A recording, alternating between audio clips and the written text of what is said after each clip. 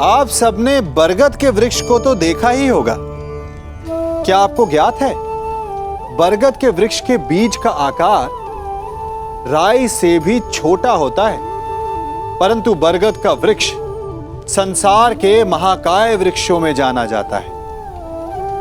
जब उसका जन्म होता है तब उसमें वो जटाएं, वो शाखाएं नहीं होती, परंतु जैसे जैसे उसका विस्तार होता है, जैसे जैसे वो अधिक शाखाओं का भार उठाता है, अधिक पत्तियों का सृजन करता है, वैसे वैसे उसकी शाखाएं जटाएं बनकर जड़ तक पहुंचती है और इस वृक्ष को सहारा देती है।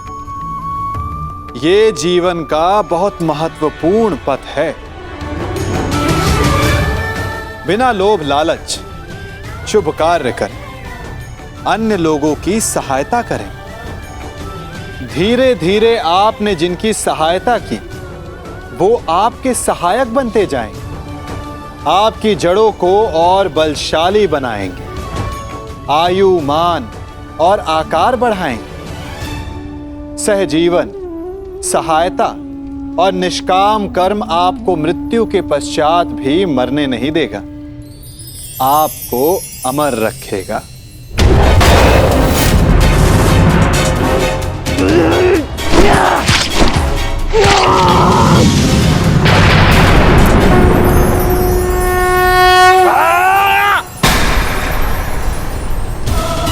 ये हमें क्या हुआ था कुमार? हम एक दूसरे पे क्यों प्रहार कर रहे थे? अवश्य कोई माया थी जिसका अंत हुआ। आओ आओ, शत्रु हमारे प्रहार की प्रतीक्षा कर रहा है। चलिए कुमार।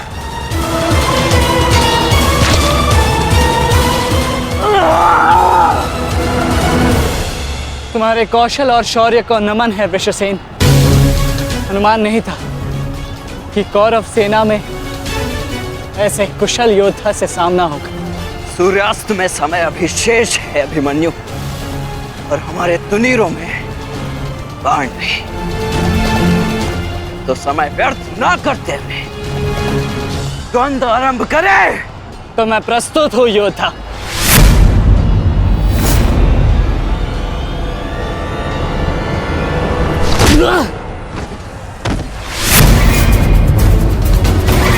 तेरे पिता की माया का अंत हुआ बालक, और अब तेरा अंत होगा।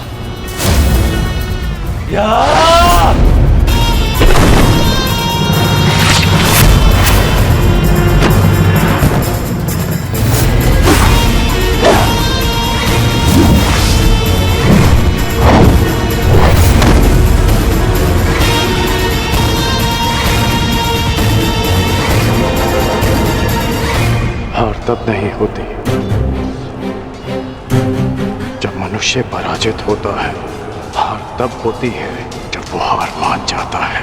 हार मत स्वीकारना पुत्र। इस कुरुक्षेत्र की भूमि को, इस महाभारत के युद्ध को तुम्हारी आवश्यकता है। अभी बहुत द्वंद्व शेष है। उठो, अपने क्रोध को, अपने साहस को, अपने विश्वास को एकत्रित करो। उठो और युद्ध करो। उठो पुत्र, उठो पुत्र, उठो पुत्र।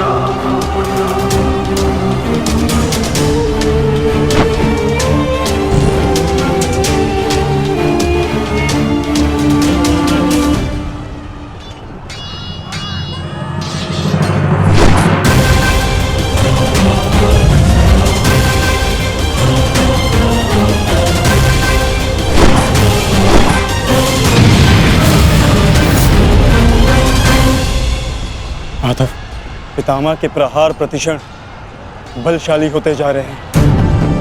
हम उन्हें बहुत समय तक रोक नहीं पाएंगे। रोकना तो पड़ेगा पार्थ।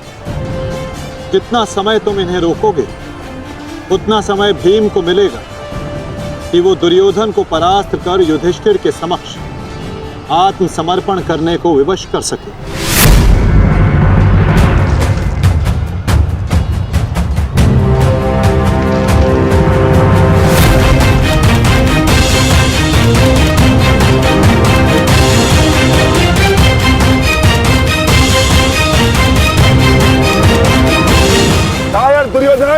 ये युद्ध भूमि है, कोई रंग भूमि नहीं कि औरों के द्वंद्व का तुम आनंद उठा सको। क्यों दुर्योधन, कायरों की भांति क्यों खड़े हो? आओ और आकर मुझसे युद्ध करो।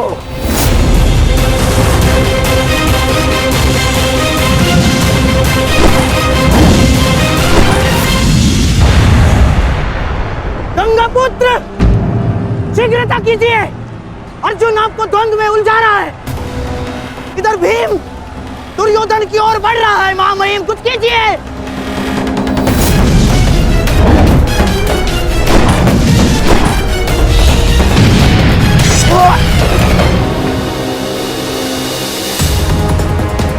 सारथी,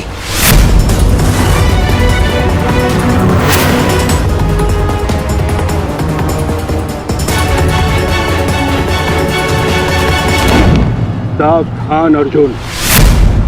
क्या तो तुम युद्ध करना भूल गए हो, या फिर तुम्हें युद्ध करने का साहस नहीं है? दुर्योधन नहीं, नहीं दुर्योधन, भीम तुम्हें उकसा रहा है। द्वंद्व में मत फंसना। उचित कहा मामाश्री। मेमनों के आखेट के लिए से आगे नहीं बढ़ते, बस होगे भीम के लिए तो मेरी कलिंग की सेना ही पर्याप्त है। कलंक के वीरों, आक्रमण करो और इसको बंदी बना लो। जाओ।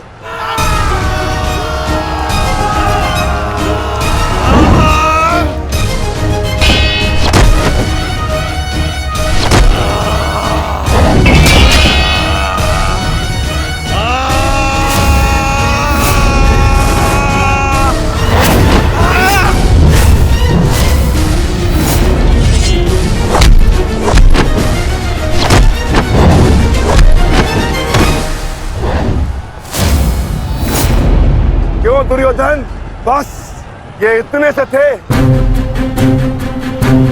अरे इनसे तो युद्ध करके मेरे हाथ पैर भी नहीं खुले।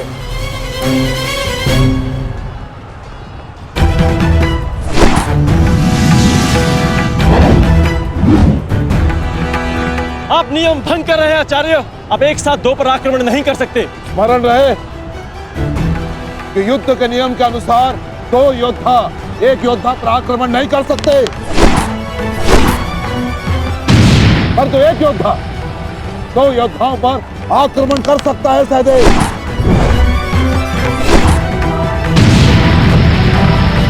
क्या करें नकुल, कुछ करना होगा।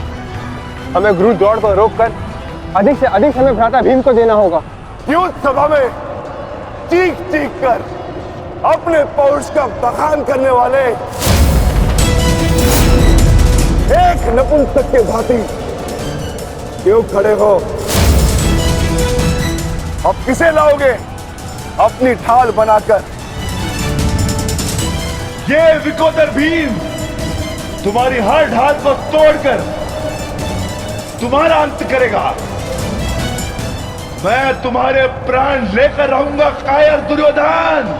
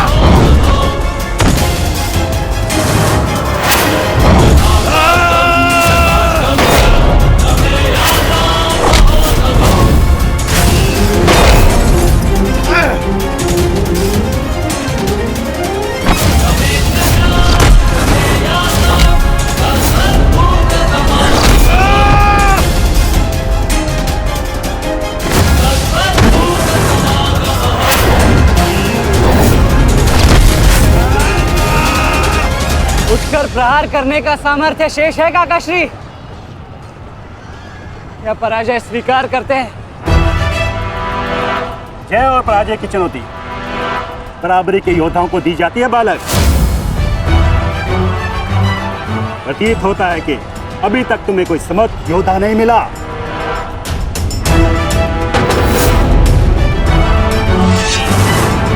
मैं शब्दों के बाण नहीं चलाता नानाश्री। अच्छा, तो युद्ध करो या समर्पण करो।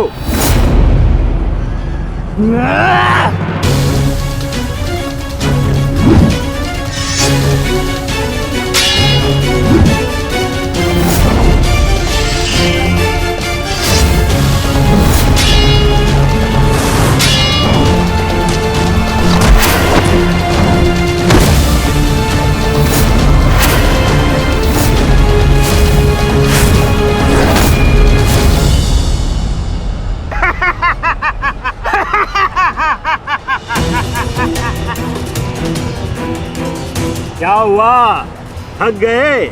अरे ये उस मूर्ख विराट पुत्र उत्तर की संगति का प्रभाव है। ये उसे भी यही लग रहा था कि मेरे समक्ष वो कुछ कर दिखाएगा, पर मूर्ख मृत्यु को प्राप्त हो गया। मृत्यु को चींटी की भांति इन्हीं हाथों से मसल दिया मैंने उसे।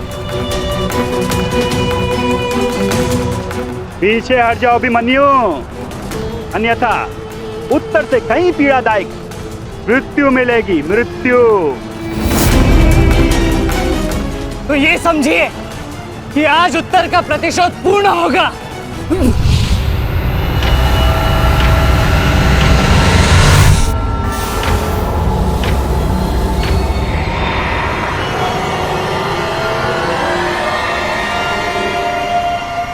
फिर से मूर्खता कर रहे हो अभिमन्यु?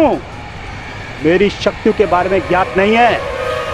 शत्रु का क्रोध मुझे और बलशाली बनाता है। बलशाली।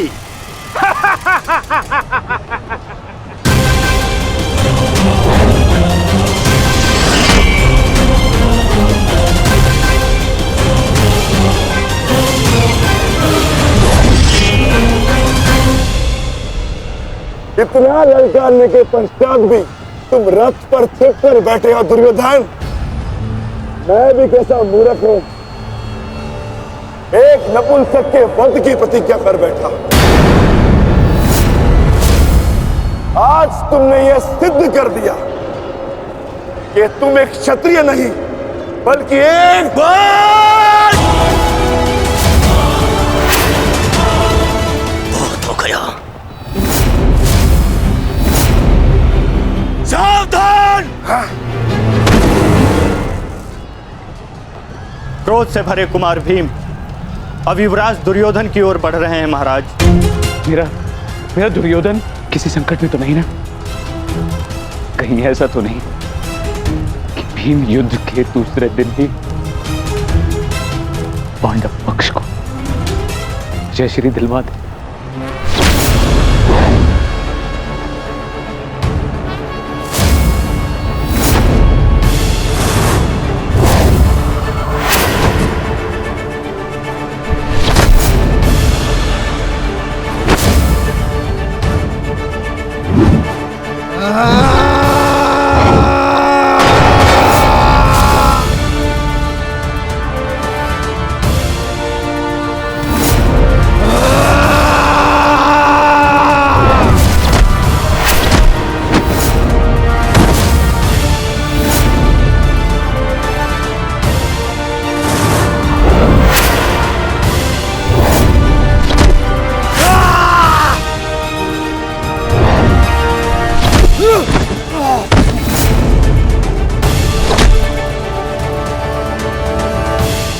दुर्योधन भागो!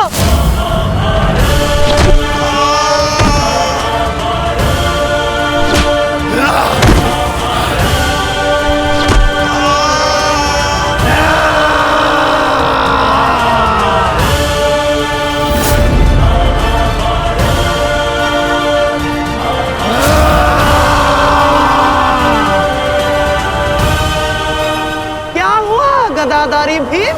अब दिखाओ तुम्हारा पौरुषत्व। या कहो तो हस्तिनापुर की स्त्रियों से आभूषण लाके तुम्हें पहना दूं? क्या हुआ? युद्ध बातों से नहीं, बल से जीता जाता है। यदि इस बैल जैसे शरीर में जरा सा भी साहस बचा है, क्रोध और प्रहार कर मुझ पर। अरे ये क्या पहचानेगा अपनी शक्ति को? इसे कैसे मैंने वस्त्र और आभूषण रहित करके रास्तों से मत्थे बिठा दिया था मैंने।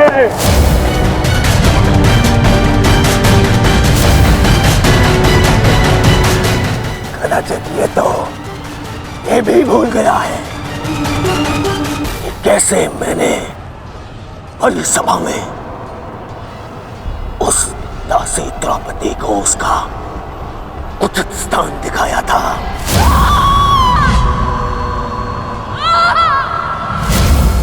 आओ दासी द्रौपदी, आकर मेरी गंगा में बैठो। आओ, वस्त्र हरण करो इस दासी का।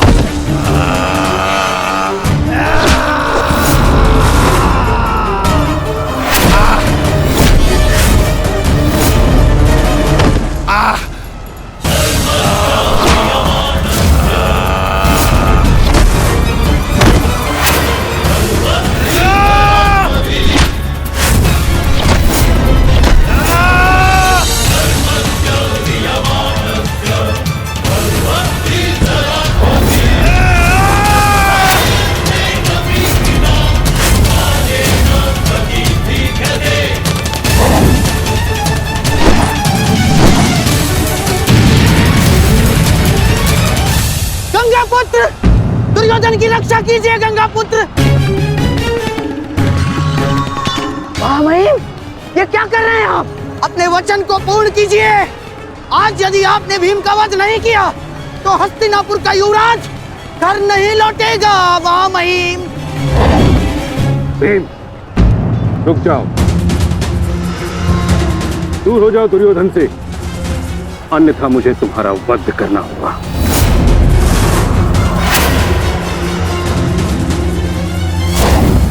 सावधान पितामह, यदि आपने भ्राता भीम पर प्रहार किया तो मुझे विवश होकर आप पर बाण संधान करना होगा। हट जाओ भीम। क्षमा चाहता हूं पितामह, आप अपना वचन पूर्ण कर रहे हैं तो मुझे भी अपनी प्रतिज्ञा का मान रखना है। आज मैं इस दुर्योधन का वध तो करके ही रहूंगा, चाहे इसके लिए मुझे स्वयं के प्राण क्यों न गंवाने पड़े।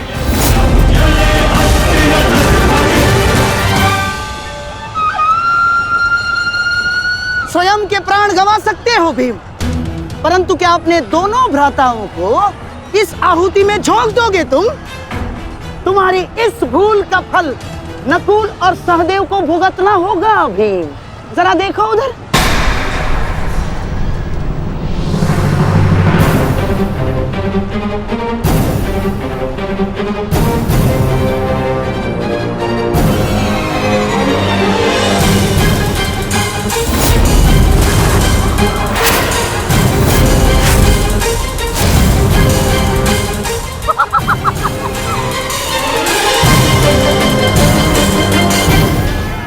पिताश्री,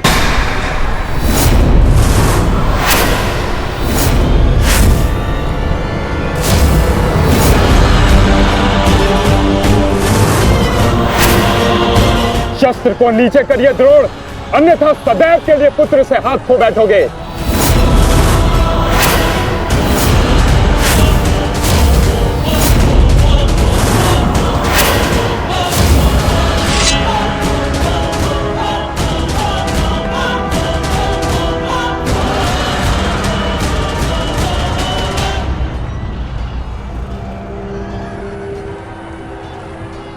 दुर्योधन, तेरा अंत आ गया है।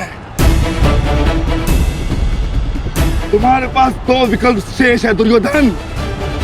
या तो देश युधिष्ठिर के समक्ष आत्मसमर्पण करो, अपनी सेना को पीछे हटने का आदेश दो, या फिर अपने प्राण यमराज को समर्पित करो।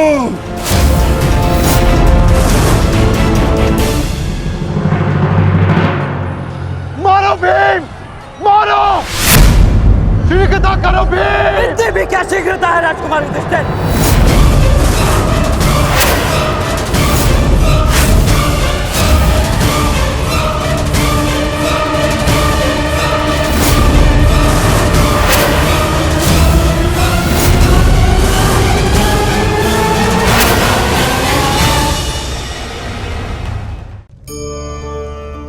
इस पात्र को देख रहे हैं? एक कुम्हार इस पात्र को बड़ी यातना से, बड़ी सावधानी से गढ़ता है। वो इसे अग्नि में तपाता है और इस योग्य बनाता है कि भीषण ताप में ये प्यासों की प्यास बुझा सके। और इस घट का आरंभ जल से होता है। यदि जल ना हो तो इसकी माटी को ना गूंथा जा सकता है और ना ही इसे चाक पर आकार दिया जा सकता है। जल इसका लक्ष्य है, क्योंकि इसे अपने भीतर जल को संचित करके रखना है। परंतु आरंभ और लक्ष्य के मध्य इसे एक कठिन तपस्या से होकर जाना होता है। इसे ताप सहना होता है, रात भर अलाव में पकता है। और यही समस्या मनुष्य के साथ भी होती है। यदि उसे अपने जीवन में लक्ष्य पाना है तो उसे दुखों का, कठिनाइयों का और बाधाओं का ताप सहना होगा। क्योंकि बिना जला हुआ घट, बिना तपा हुआ घड़ा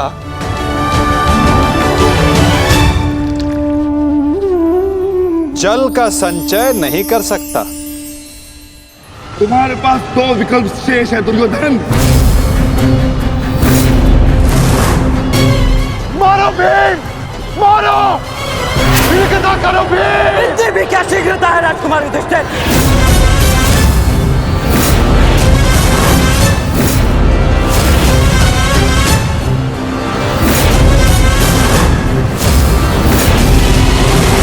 पीछे हट जाइए विकोदर भीम, अन्यथा मूल्य अपने ज्येष्ठा के प्राण देकर चुकाने होंगे।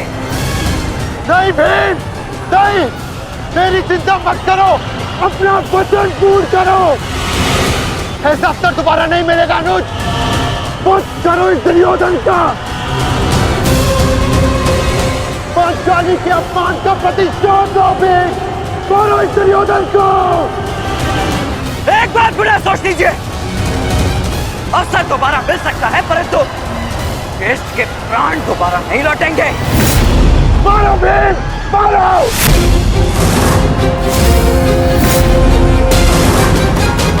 दुर्योधन!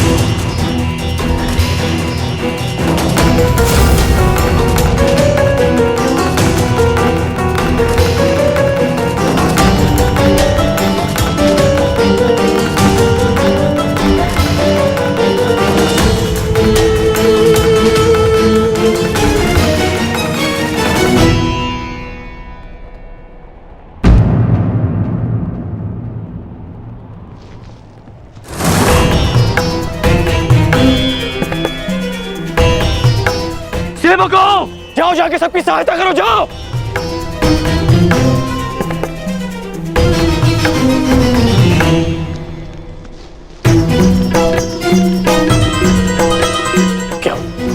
क्या हुआ?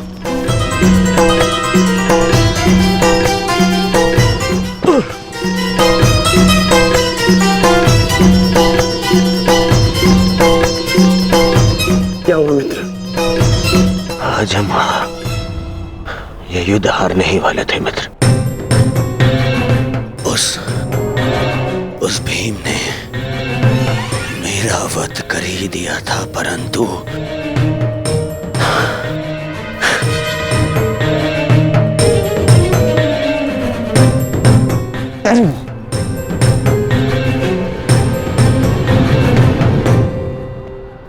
ठीक समय पर आकर वृषसेन ने पूरी परिस्थिति को ही बदल दिया।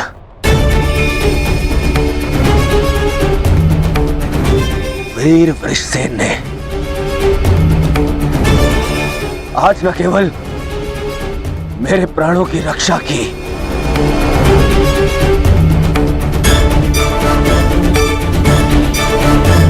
अभी तो कौरव सेना को एक लज्जाजनक हार से भी बचाया।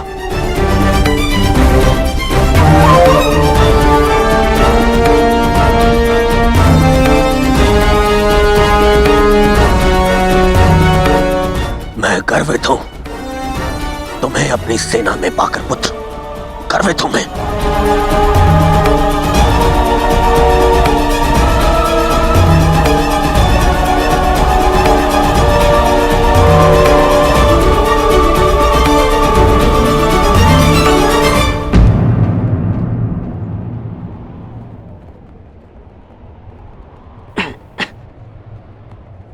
आप फिर से मेरे घाव देख रहे हैं ना पिताश्री,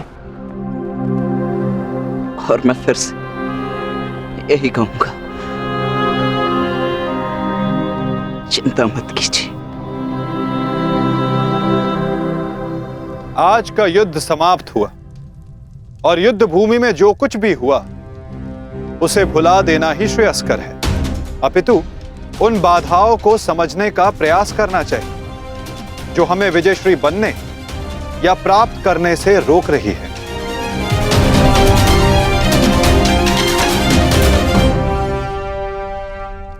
सबसे बड़ी बाधा तो वो कर्ण का पुत्र वृषसेन है। आज दूसरे दिन भी उसने दुर्योधन का अंत होने से बचा लिया। दुर्योधन के वध होने के पश्चात वृषसेन को अपने मार्ग से हटाना अति आवश्यक है। कुछ नहीं होगा आपके पुत्र को, और आपका पुत्र आपके मित्र को भी कुछ नहीं होने देगा।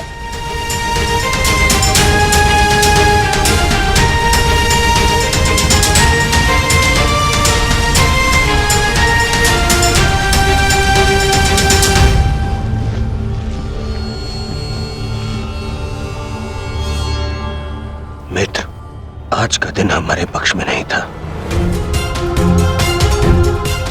तुम हमारे साथ होते तो कदाचित ऐसा नहीं होता।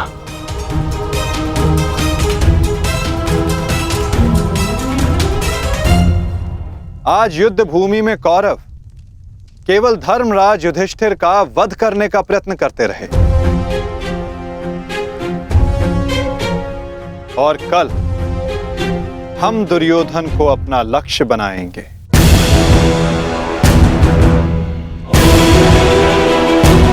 क्योंकि दुर्योधन के अंत के साथ कौरवों की पराजय भी निश्चित है।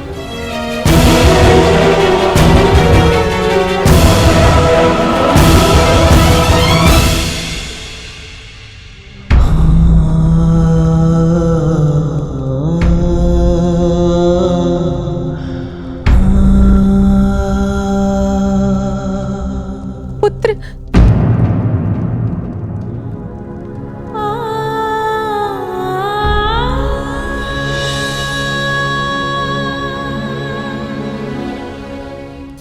क्या दशा बना दी है इस युद्ध ने तुम्हारी। अरे माता, आप कब आई? माता हूँ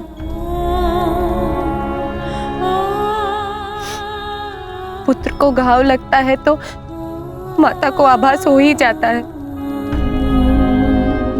मेरे मन ने कहा कि मेरा पुत्र संकट में है, दौड़ी चली आई।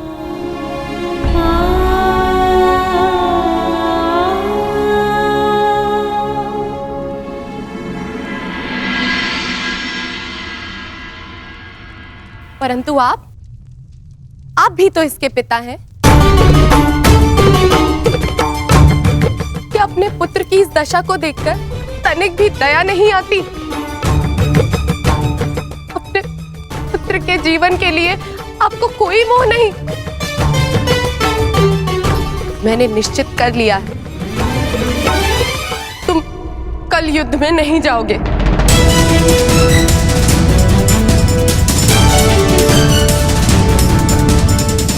परंतु माता, मैंने कहा ना, ये मेरा अंतिम निर्णय है। पिताश्री, ये तुम्हारे अतिरिक्त कौरव सेना में और भी कुशल योद्धा है। निश्चित रूप से कौरव सेना में कुशल योद्धाओं की कमी नहीं है पिताश्री, परंतु वृषसेन उन सबसे भिन्न है। उसकी सोच, उसकी प्रतिभा, उसका तेज प्रशंसनीय है। उससे द्वंद्व करते समय मैंने बहुत कुछ सीखा। यदि वो कौरव के पक्ष में ना होता तो निश्चित रूप से मेरा अभिन्न मित्र होता।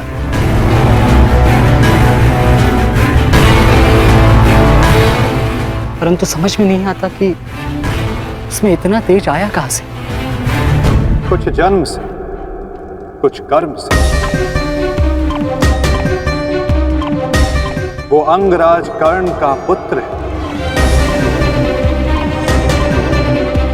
जिसके मन में मृत्यु का भय नहीं, अपने कर्तव्य की ओर पूर्ण आत्मसमर्पण है। उस पर तेज स्वतः ही आ जाता है अभिमन्यु।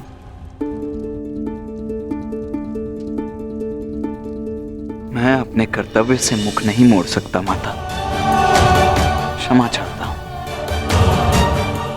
आप मुझसे मेरे प्राण भी मांगेंगी तो मैं अभी अपना शीश काटकर आपके चरणों में रख दूंगा, परंतु मैं अपने वचन से विमुक्त नहीं हो सकता माता। मैं वचनबद्ध हूं। मैं युद्ध में पराजित होकर लौटने वाला नहीं। या तो मैं विजयी होकर कंधों पर बैठकर आऊंगा, या वीर गति को प्राप्त करके कंधों पर लेटकर।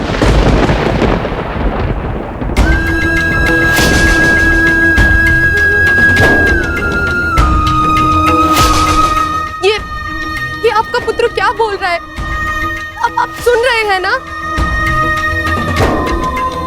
मैं आपसे हाथ जोड़कर विनती करती हूँ स्वामी, रोकिए इसे।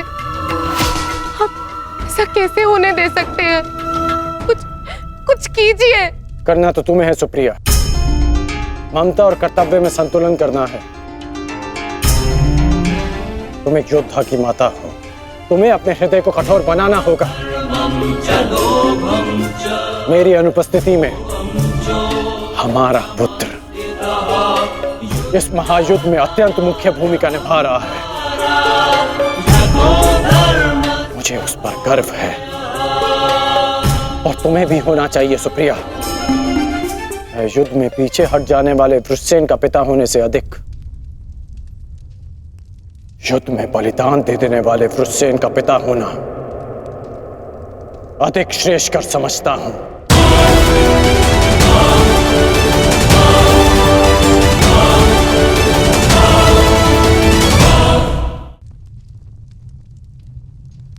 और तुम्हें भी समझना चाहिए सुप्रिया, तुम उसकी माता हो, उसकी शक्ति बनो, उसकी दुर्बलता नहीं। हर मनुष्य अपना लक्ष्य चुनता है और मैंने और वृषसेन ने भी अपना लक्ष्य चुन लिया है। हमारा लक्ष्य ये महायुद्ध है और युद्ध बलिदान मांगता है। और यदि वो बलिदान मेरा या मेरे पुत्र का होगा तो हमसे अधिक भाग्यशाली और कोई नहीं होगा सुप्रिया। परंतु मैं इसकी माता हूं। हर कोई जो इस युद्ध में है उसकी भी माता है, वो भी किसी का भाई, बेटा, पिता या पति है। यदि हर माता तुम्हारी भांति विलाप करने लग जाए तो इस युद्ध में योद्धा रिक्त हो जाएंगे। जब युद्ध क्षेत्र में मृत्यु समक्ष खड़ी होती है तो योद्धा पुकारता है, हे मृत्यु, तैयार यदि तू आने को, प्रसन्न मुख आ, द्वार खुला है, तेरा स्वागत, प्रसन्न मुख आ।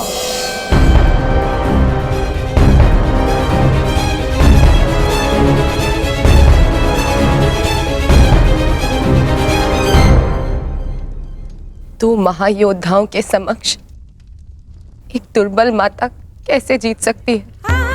यदि आपने निर्णय ले ही लिया है तो ठीक है,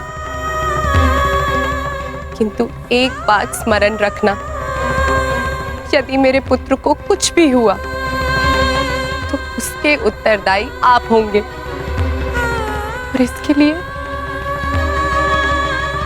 मैं आपको कभी क्षमा नहीं करूंगी।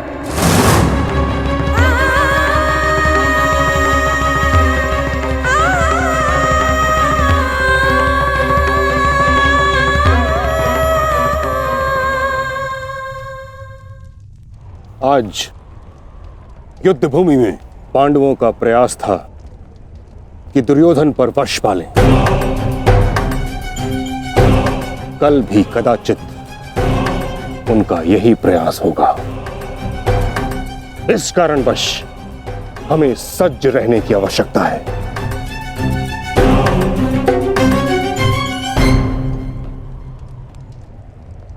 कल हम गरुड़ व्यूह की रचना करेंगे और इस व्यूह का नेतृत्व स्वयं मैं करूंगा। गरुड़ की आंख के स्थान पर मेरा रथ होगा। उसके एक पंख पर गुरुद्रोण आप और दूसरे पंख पर अश्वत्थामा, मध्य में मद्रराज शैल्य और युवराज दुर्योधन अंतिम रेखा पे रहेंगे। कुशल योद्धाओं का दल उनका सुरक्षा चक्र बनकर रहेगा और किसी भी मूल्य पर यह सुरक्षा पंक्ति टूटनी नहीं चाहिए। ये लीजिए, ये नई रणनीति लाए। पितामह, आपकी अब तक कोई भी रणनीति सफल तो हुई नहीं है। ऐसा ना हो कि आपकी ये रणनीति भी असफल रहे। ऐसे मत देखिए, कुछ अनुचित कह रहा हूं, सत्य कह रहा हूं। अब तक आपकी किसी भी रणनीति का कोई भी वास्तविक लाभ हमें नहीं मिला है। आज जो घटित हुआ है और जो घटित हो सकता था मैं जानता हूं। अरे सेना को छोड़िए, आप तो मेरी सुरक्षा का कर्तव्य, अपने युवराज की सुरक्षा का कर्तव्य भी पूर्ण नहीं कर पाए। हे पितामह, अब मुझे आप पर विश्वास नहीं रहा पितामह। नहीं दुर्योधन, पितामह के अतिरिक्त तुम्हारी रक्षा और कौन कर सकता है? मैं करूंगा, मैं करूंगा, मैं करूंगा, मैं करूंगा।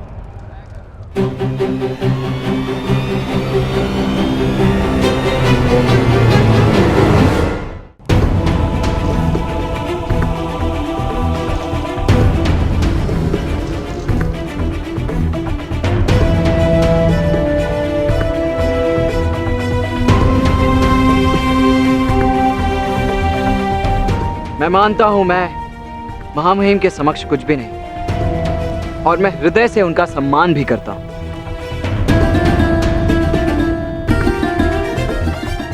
किंतु यदि युवराज मुझे अवसर दें तो मैं उनकी सुरक्षा के लिए सदैव तत्पर रहूंगा।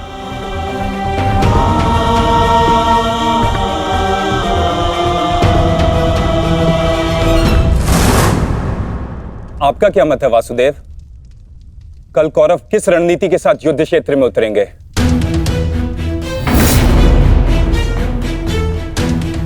उनकी व्यू रचना क्या होगी?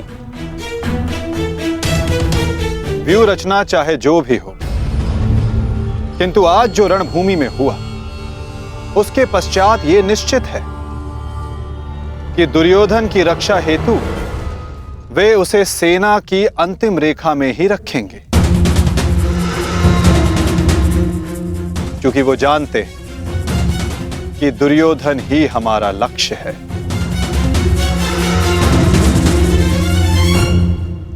यदि ऐसा है तो फिर हमें कौन से व्यू का उपयोग करना चाहिए माधव?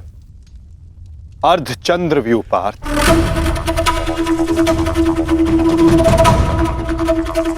उसी व्यू के कारण हम दुर्योधन को रणभूमि की ओर ला पाएंगे।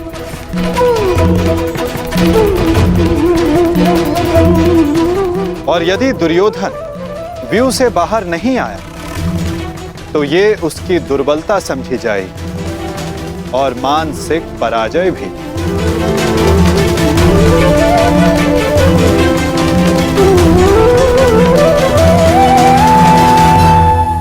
कल दुर्योधन की रक्षा कोई नहीं कर पाएगा, वो चाहे आचार्य द्रोण हो या पितामह अश्वत्थामा हो या दुशासन या फिर वृक्षसेन। कल जो भी योद्धा मेरे और दुर्योधन के मध्य आएगा तो या तो रणभूमि छोड़ेगा या फिर ये संसार। मेरे पिताश्री आप पर पूर्ण विश्वास करते हैं युवराज, और मैं अपने पिताश्री की ओर से आपको यह वचन देता हूं कि जब तक मेरे शरीर में अंतिम श्वास रहेगी तब तक मैं युद्ध भूमि में आपकी सुरक्षा के लिए प्रस्तुत रहूंगा।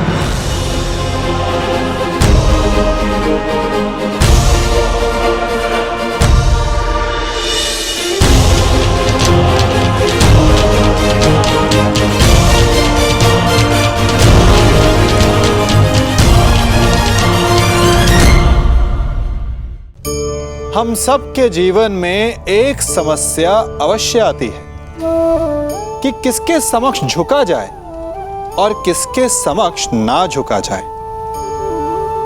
अधिकतर लोग ये कहते हैं कि एक स्वाभिमानी किसी के समक्ष नहीं झुकता, तो कुछ लोग ये कहते हैं कि जिसका आकार बड़ा होता है वो झुका हुआ है। विभिन्न मत हैं इस विषय में, परंतु सत्य क्या है? क्या आपने कभी सत्य को जानने का प्रयास किया? विचित्र पहेली है ना?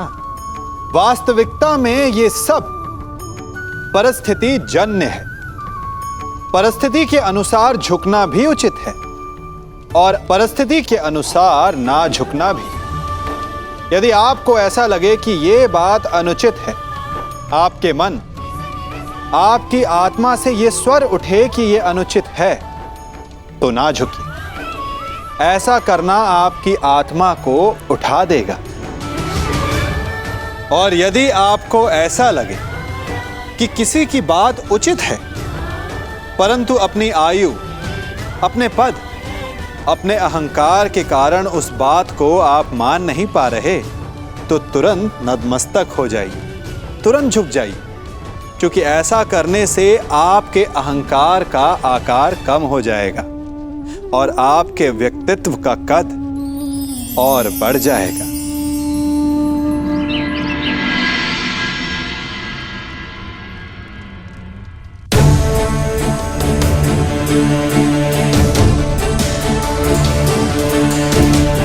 आज युद्ध का तीसरा दिन है। मेरी इच्छा है कि तुम हर परिस्थिति में मेरे साथ रहो।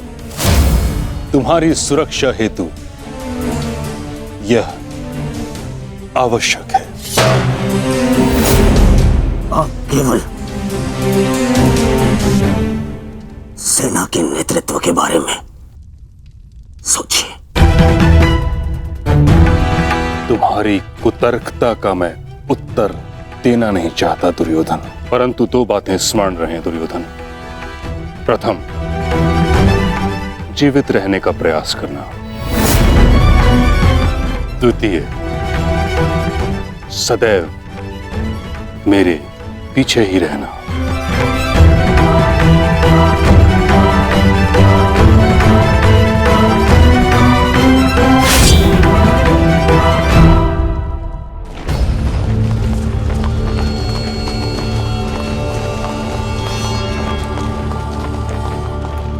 प्रणिपात पिताश्री। यशस्वी भव। मैं यहां तुम्हें यह बताने नहीं आया कि मन लगाकर युद्ध करना, क्योंकि वो तो तुम करोगे ही। मैं यहां तुम्हें एक सीख देने आया हूं।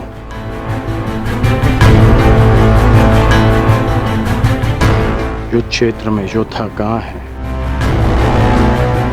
ये जानने का सबसे अच्छा संकेत है उसके युद्ध की पताका। तुम्हें जिसकी भी रक्षा करनी है या जिस पर भी प्रहार करना है, उसके रथ की पताका को जानना, पहचानना बहुत आवश्यक है।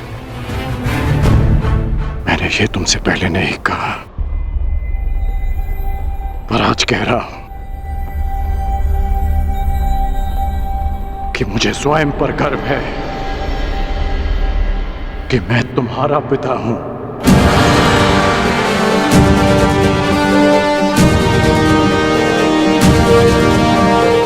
कल्याण हो तुम्हारा पुत्र। अपने पूरे कौशल से युद्ध करना और विजयी बनना, ताकि संसार स्मरण रखे कि तुम राधे कर्ण के पुत्र हो। सदा स्मरण रहेगा पिताश्री। जब मृत्यु युद्ध क्षेत्र में सामने खड़ी हो तो योद्धा कहता है,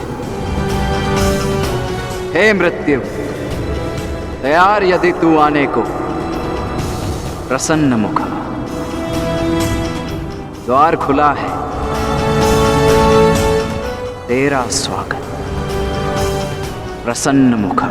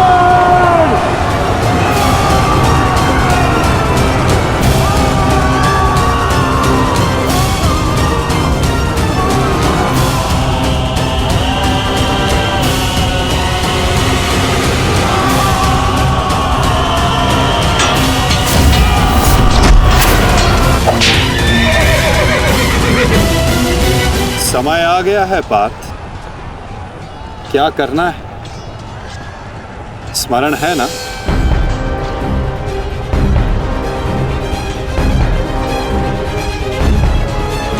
जी माता।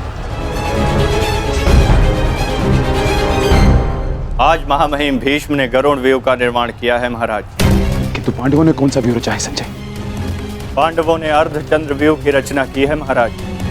मूर्ख है युधिष्ठिर, कभी भी अर्धचंद्र व्यूह गरुड़ व्यूह को नहीं तोड़ सकता।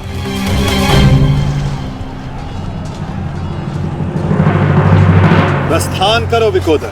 जो आदेश वासुदेव। अपने साथ कुछ सैनिक भी लेते जाओ। जी वासुदेव। सैनिकों, आगे बढ़ो।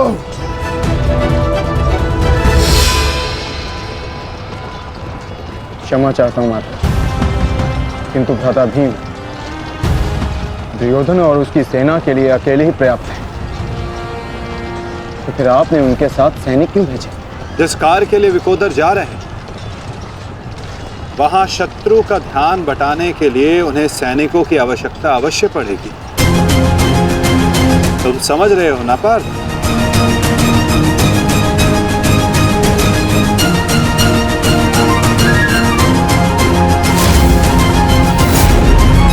दुर्योधन, कल जो कार्य अधूरा रह गया था उसे पूर्ण करने का आज समय आ गया है। हाँ भीम, हाँ, क्योंकि नियति ने तुम्हारी मृत्यु मेरे हाथों लिखी है, मेरे हाथों। आओ, एक बार पुनः सोच लो दुर्योधन, कल मैंने ही तुम्हें प्राण दान दिया था और उसी के कारण आज तुम एक भयभीत हिरण की भांति पितामह की छाया में छिप कर बैठे हो। बाहर निकलो और लड़ो मुझसे। दुर्योधन, कहीं ऐसा तो नहीं कि तुम्हें अब समझ में आ रहा है कि रणभूमि सजाकर तुमने कितनी बड़ी मूर्खता की है? अभी ज्ञात हो जाएगा कि किसने कितनी मूर्खता की है। आओ दुर्योधन, मैं तुम्हारी प्रतीक्षा कर रहा हूं। साथी,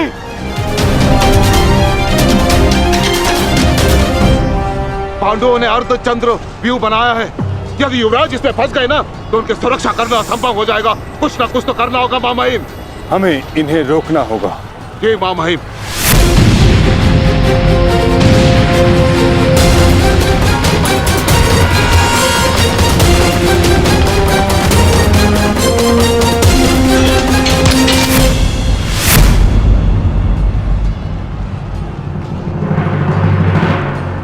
प्रणिपात प्रपितामह।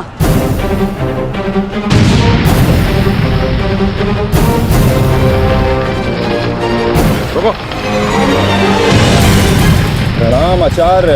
क्यों मेरे समक्ष आ जाते हो? मेरा जन्म ही सदैव आपके मार्ग में आने के लिए हुआ है आचार्य।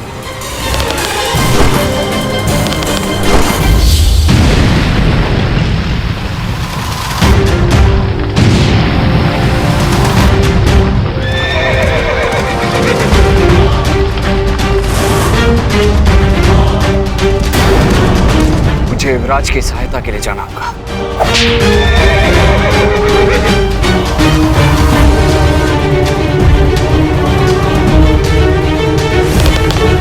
सावधान दुर्योधन!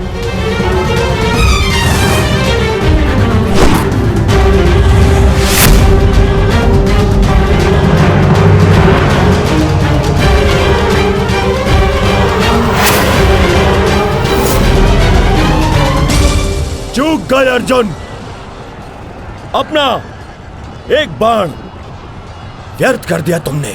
ना मेरा बाण अपना लक्ष्य चूकता है और ना मैं कोई बाण बिना लक्ष्य संधान करता हूं।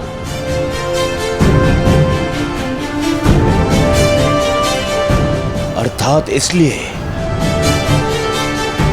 ताकि पितामह भीष्म मुझे ढूंढ ना पाए। ये युद्ध हम भाइयों के मध्य है, तो फिर इसमें आचार्य द्रोण और पितामह को कष्ट क्यों देना?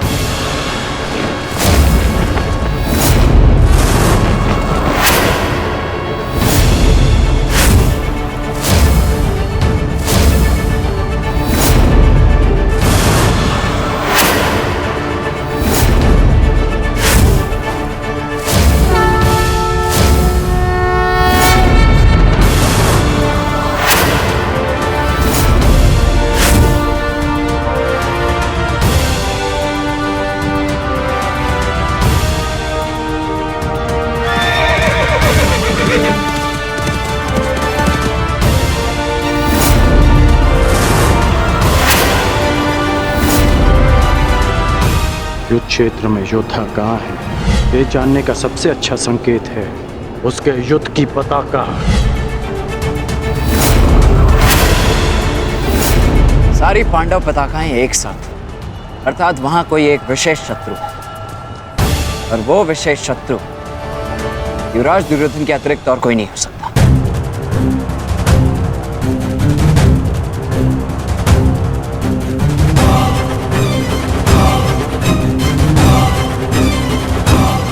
अब समझा, जब बल से कार्य नहीं बना तो छल से मुझे बंदी बनाने की योजना बनाई है तुम पांडवों ने।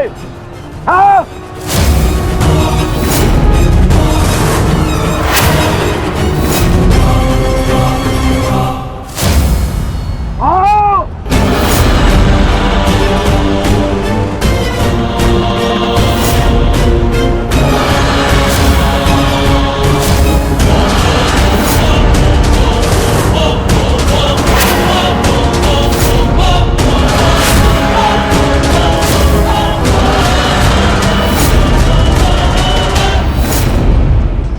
सावधान दुर्योधन!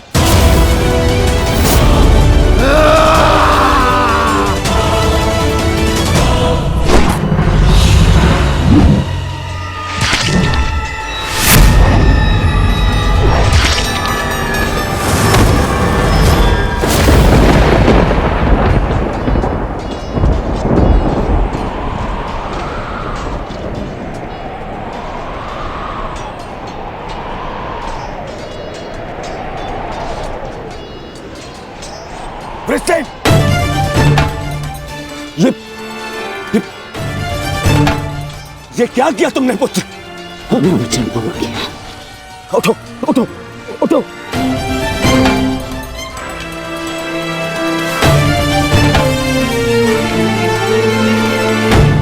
ये मेरे और इन पांडवों के मध्य का युद्ध है, तुम्हारा नहीं। तुम जाओ, ये मेरा आदेश, जाओ यहाँ से। आज यदि स्वयं ईश्वर भी मुझे आदेश दे तो मुझे स्वीकार नहीं है युवराज। आपके द्वार से कोई खाली हाथ नहीं लौटना चाहिए युवराज। शत्रु युद्ध मांग रहा है यार। आइए मिलकर उसे युद्ध का आनंद देते हैं।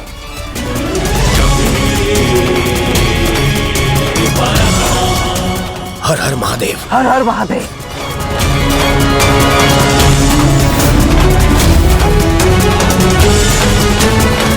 उठ जाओ वृषसेन, आज मेरे और दुर्योधन के मध्य जो भी आएगा या तो रणभूमि से जाएगा या संसार से।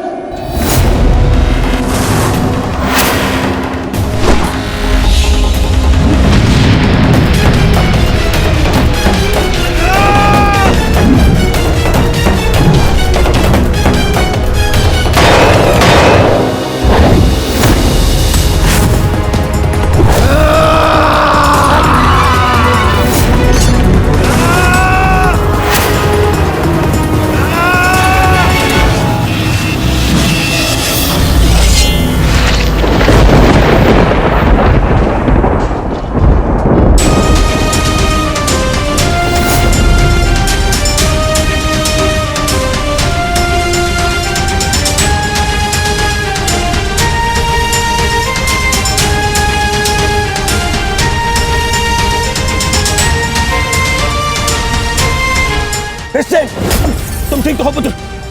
हाँ, आप मेरी चिंता मत कीजिए युवराज, आप स्वयं। वृषसेन!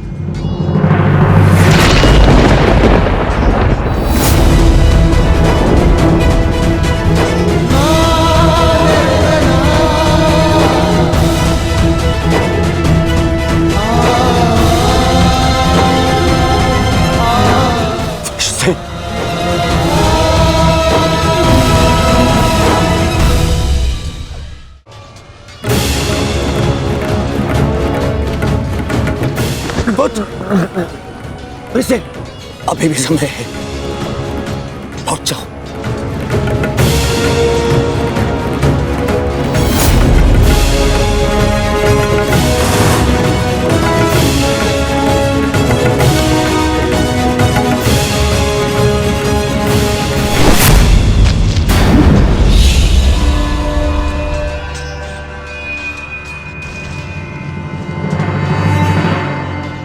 सूर्यास्त होने को है अर्जुन। संधान करो।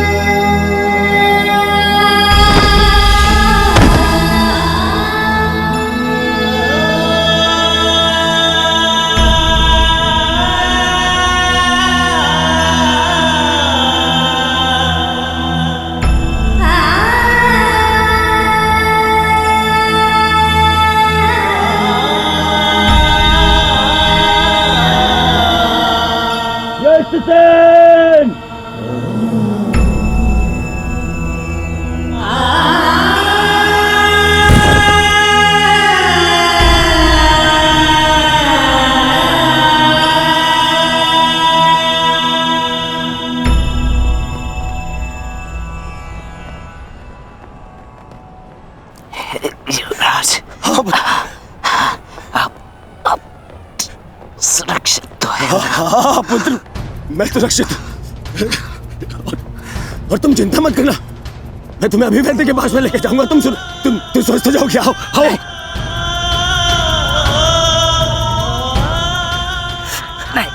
नहीं युवराज, मेरे पास समय नहीं है। नहीं। मुझे कहीं और जाना है। कहाँ जाना है पुत्र? मुझे जाना पुत्र।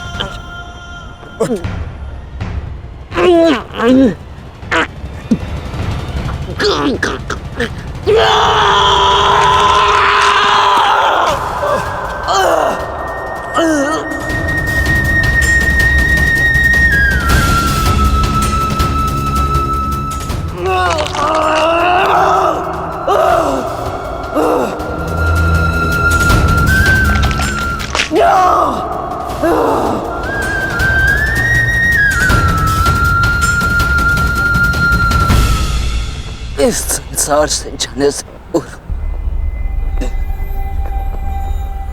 मुझे उनसे मिलना है जिन्होंने मुझे इस संसार में आने का लक्ष्य समझाया।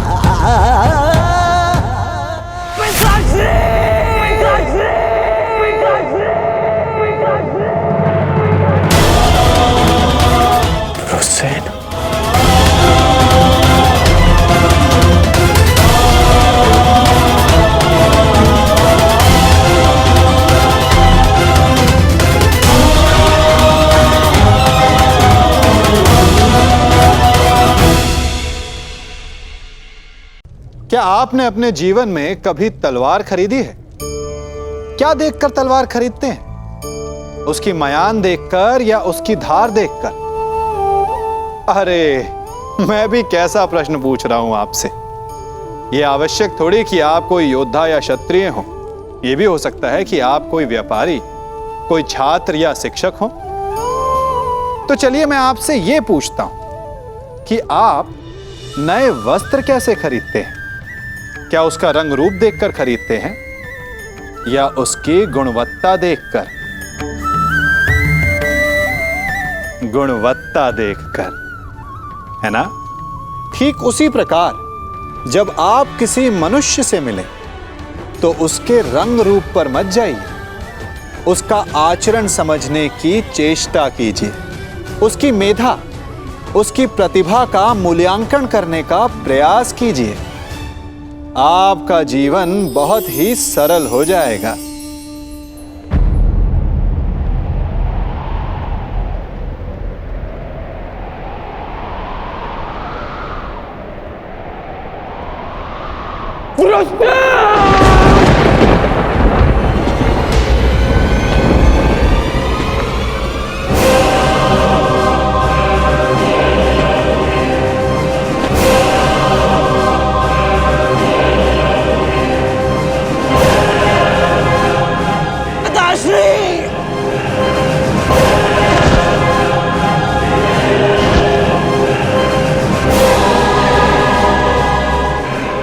रुकिए पिताश्री।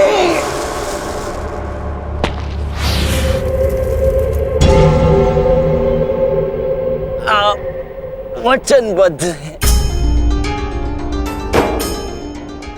आप व्यापार नहीं करेंगे। मैं नहीं चाहता कि कल कोई कहे कि वृषसेन के कारण वचनवीर कर्ण ने अपना वचन तोड़ दिया।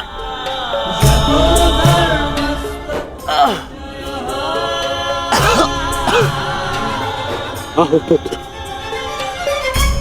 अपने पिता के पास आओ। हाँ,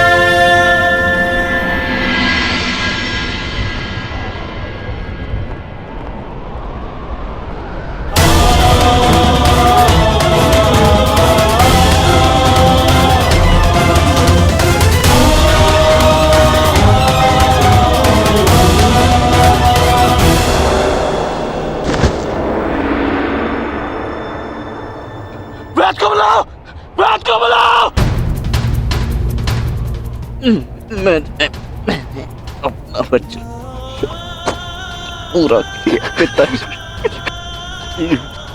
तुम्हें कुछ नहीं होगा, कुछ नहीं होगा तुम्हें।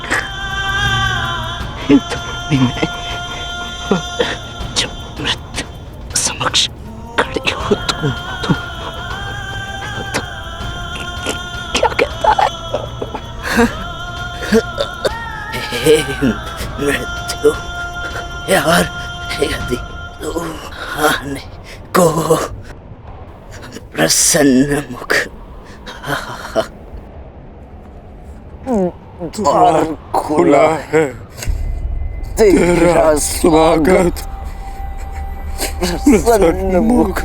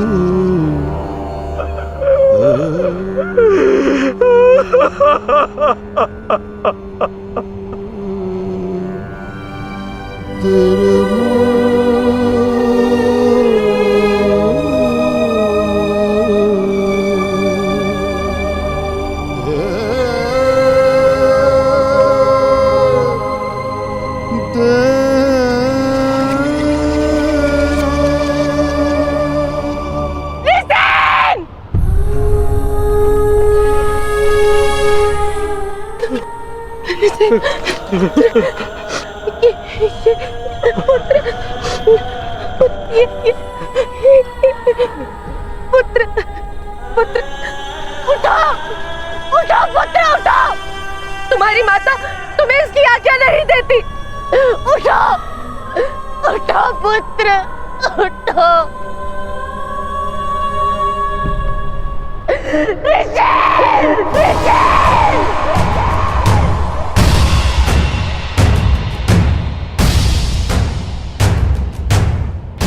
पांडु पुत्रों की पांडु पुत्रों की पांडु पुत्रों की पांडु पुत्रों की पांडु पुत्रों की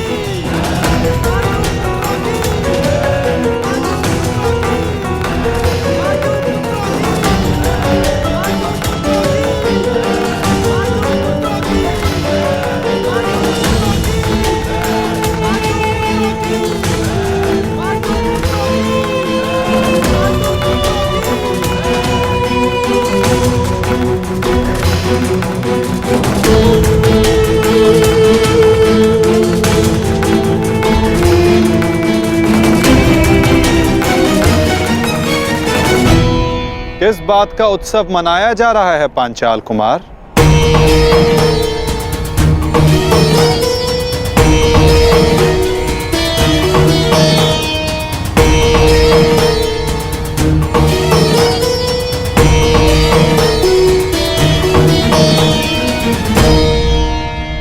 अपनी विजय का उत्साह रखना उचित है, परंतु एक वीर, एक महायोद्धा की मृत्यु का उत्सव मनाना कुत्सा है।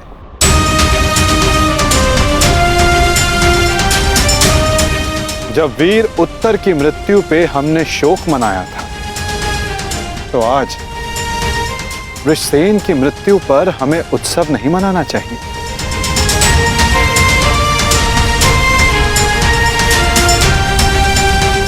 कल हमने एक वीर योद्धा खोया था और आज हमारे विपक्ष ने एक वीर योद्धा खोया है।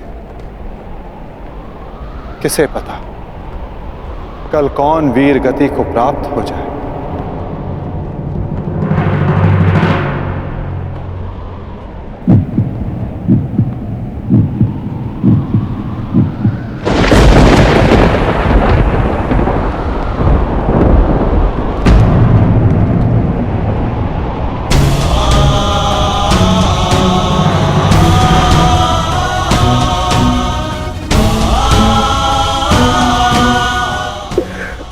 मुझे मैं तुम्हारे पुत्र की रक्षा नहीं कर पाया अमित। आज यदि मैं जीवित हूं तो केवल तुम्हारे इस वीर पुत्र के कारण। रक्षा तुम मुझे उसकी करनी चाहिए। मेरा पुत्र अपना कर्तव्य पूर्ण करते हुए वीर गति को प्राप्त हो गया। मुझे इस पर गर्व है।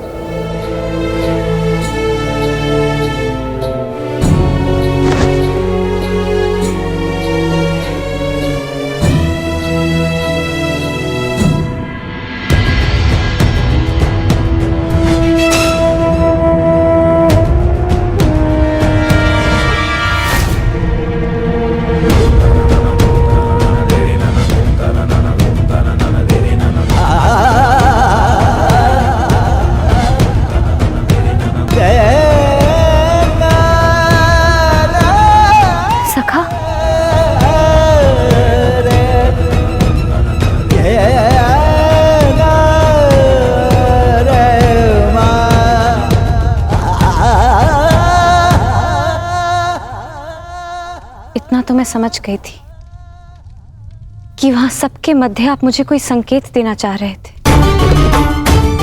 परंतु आपका मंतव्य क्या था सखा? मैं समझ नहीं पा रही हूं। वो क्या है जो आप कहकर भी नहीं कह रहे थे? बताइए सखा। यही कि युद्ध में शत्रु का बाण नाम या मुख देखकर नहीं आता, वो केवल हृदय को छलनी कर जाता है सखी।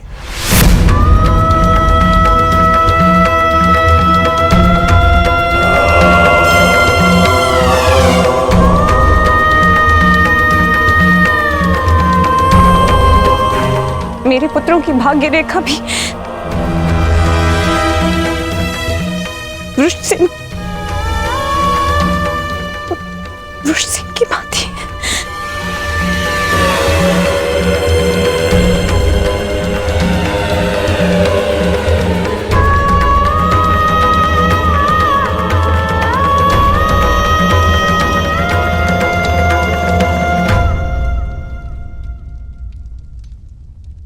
आने वाले कल पर तुम्हारा कोई वश नहीं, और जो कल हो गया उस पर शोक मनाने का कोई लाभ नहीं।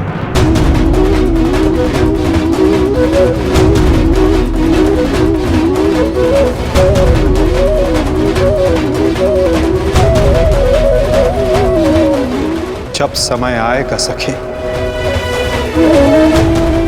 तुम्हें सब ज्ञात हो जाएगा।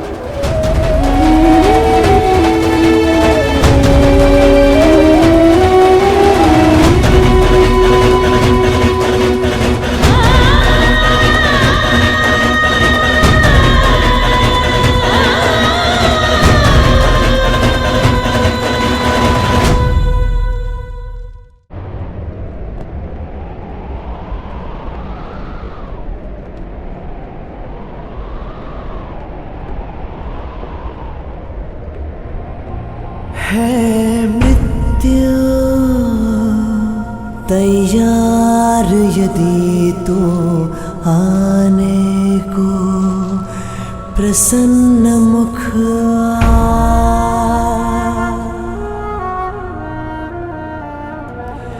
द्वार खुला है तेरा स्वागत, वीर खड़ा द्वारे अभयागत।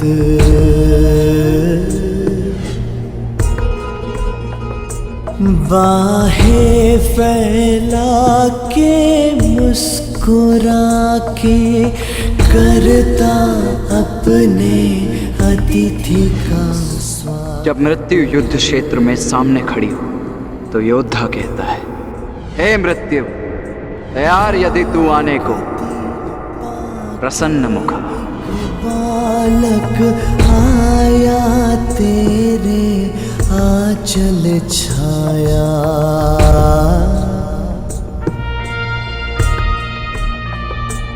पिता की गोद में खेल सकाना, तेरी गोद में सोने आया।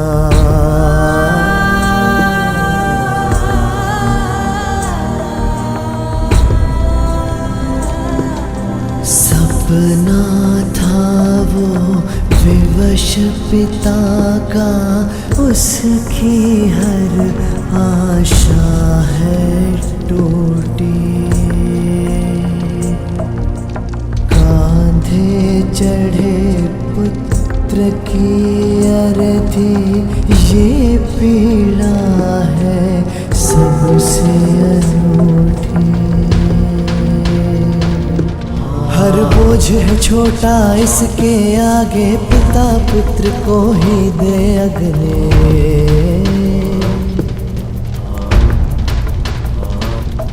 अश्रु है बहे आज अंगारे, आग नहीं है अब ये बुझने।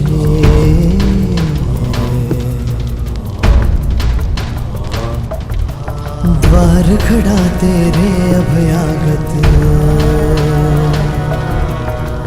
अपने अतिथि का स्वागत, कर अपने अतिथि का स्वागत।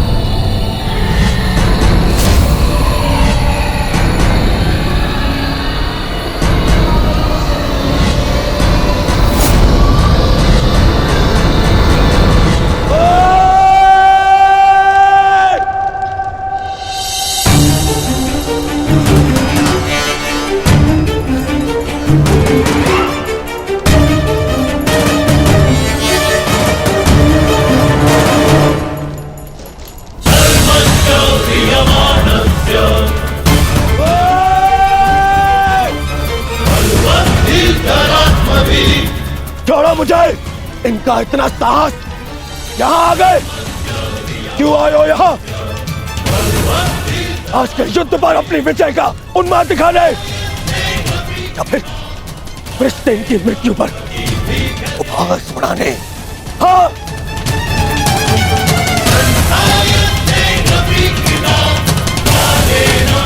मामा जी, इन्हें कहिए यहाँ से चले जाए, अन्यथा मैं इनका बंद कर दूंगा। जाओ यहाँ से।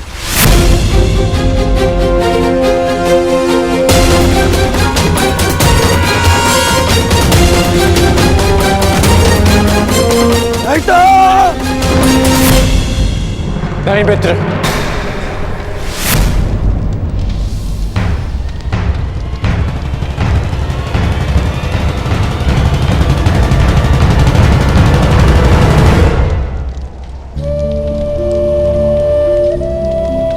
रहने दो इन्हें। मेरा पुत्र वीर गति को प्राप्त हुआ है,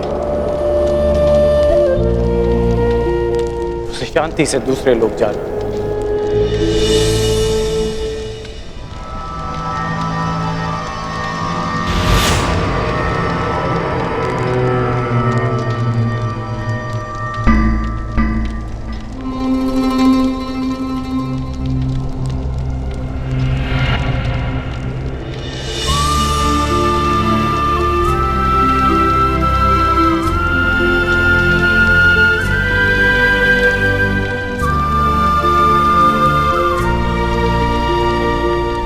आप सब मेरे पुत्र के अंतिम संस्कार में आए,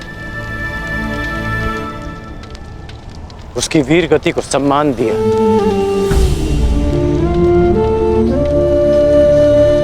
उसके लिए आपका बहुत बहुत धन्यवाद।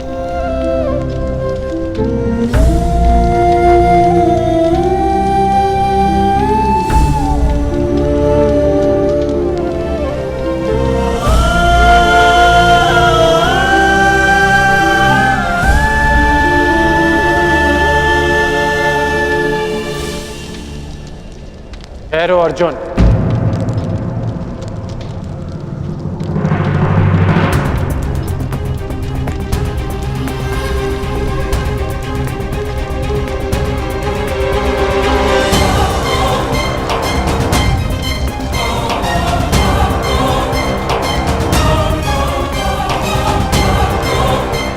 उस दिन की प्रतीक्षा करना जब मैं युद्ध भूमि में प्रवेश करूंगा।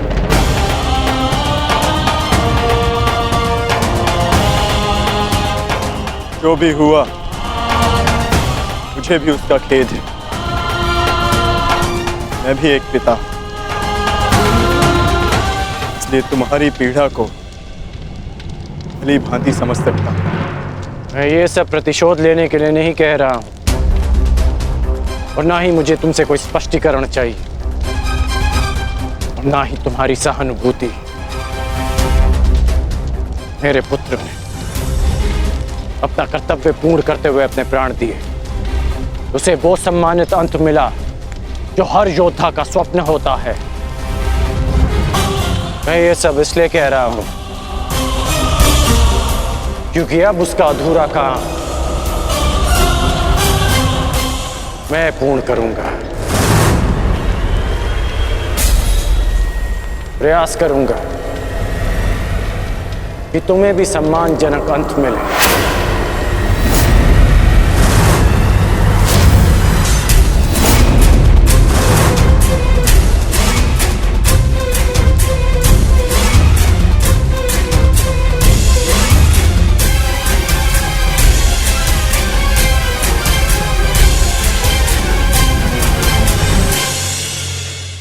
संसार में सबसे अधिक घाव किससे हो सकता है? इंद्र के वज्र से, या विष्णु के चक्र से, या भीम की गदा से, या फिर गांडीव के बाण से?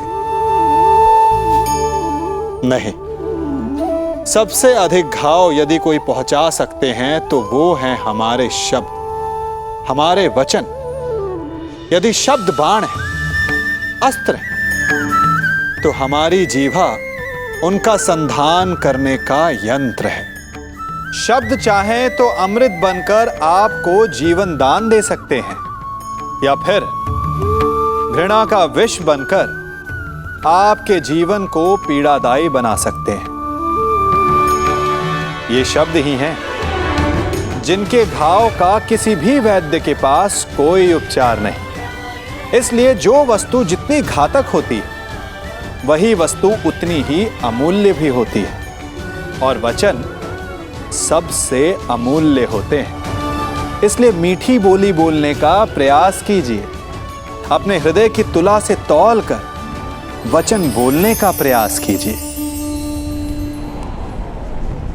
मेरी प्रतीक्षा करना अर्जुन, प्रयास करूंगा कि तुम्हें भी सम्मानजनक अंत मिले।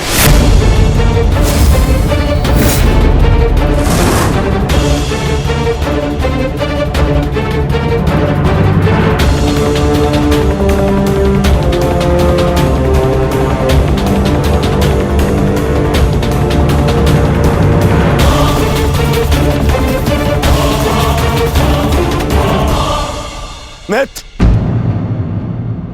इन पांडवों को इनकी नियति तक अवश्य पहुंचाऊंगा मैं,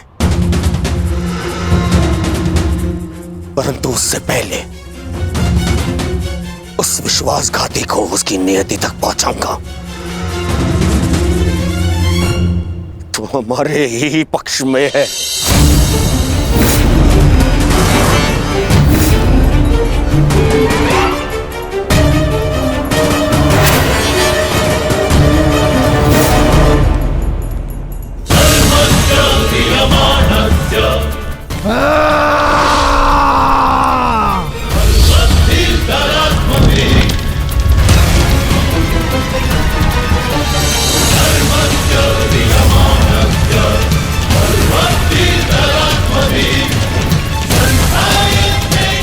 महामहिम,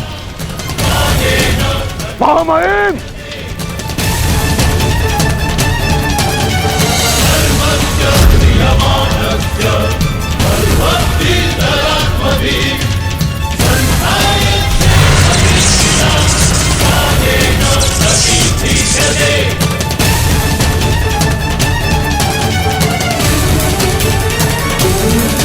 महामहिम, आप ठीक तो है? महामहिम के शिविर में अग्नि लगाने का दुस्साहस किसने किया? उत्तर दो। एक विश्वासघाती को यही दंड मिलना चाहिए, यही।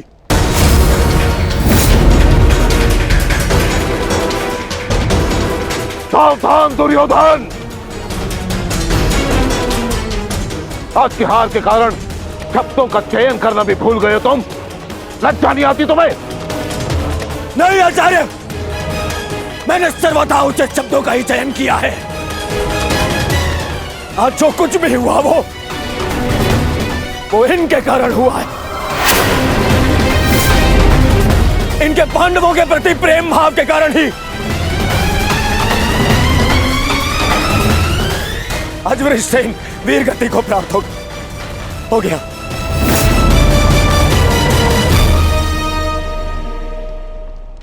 इसीलिए मैं हस्तिनापुर का युवराज दुर्योधन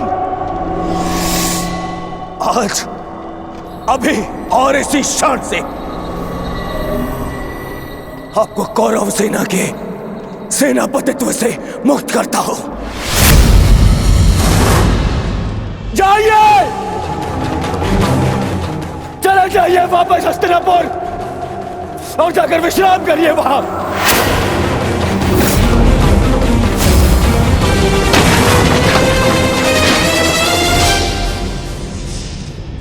अपने शब्दों पर नियंत्रण रखो दुर्योधन, और अपनी सीमा मत लांघो।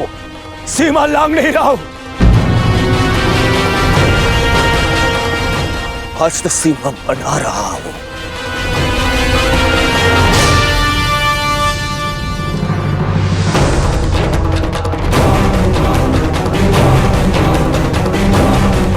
इस समय मैं ऐसे व्यक्ति के सामने खड़ा हूं जो हमसे अधिक हमारे शत्रुओं के पक्ष में है, जिनके मौन रहने के कारण ही मेरे मित्र ने अपना पुत्र और मैंने अपना रक्षक खो दिया। हस्तिनापुर के युवराज की सांसें चलती रहे तो उसने अपनी सांसें खो दी। वृषसेन की मृत्यु का दुख जितना तुम्हें है उतना हमें है, हम सबको है। पर इसका अर्थ ये नहीं कि तुम महामहिम के साथ दुर्व्यवहार करो, जो मैं तुम्हें कदापि करने नहीं दूंगा। बस गुरुदेव, यदि आप भी पितामह के साथ विदा लेना चाहते हैं तो आप भी जा सकते हैं। आपको ससम्मान विदा करेगा यह दुर्योधन।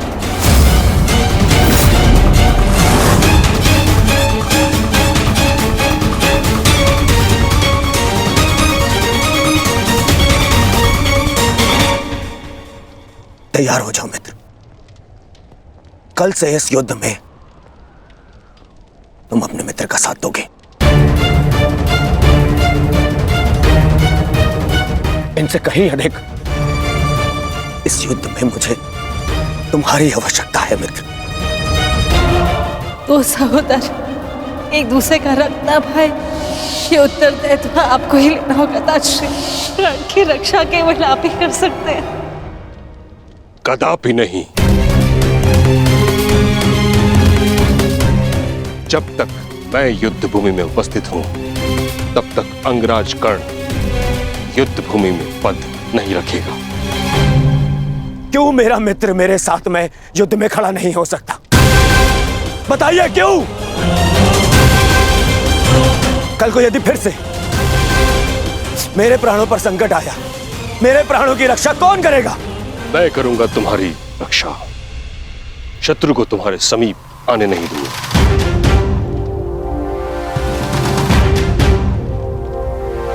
कल सूर्य की पहली किरण के साथ तुम ही नहीं अपितु समस्त पांडव भीष्म पितामह का वह रूप देखेंगे जिसकी किसी ने कल्पना भी नहीं की हो।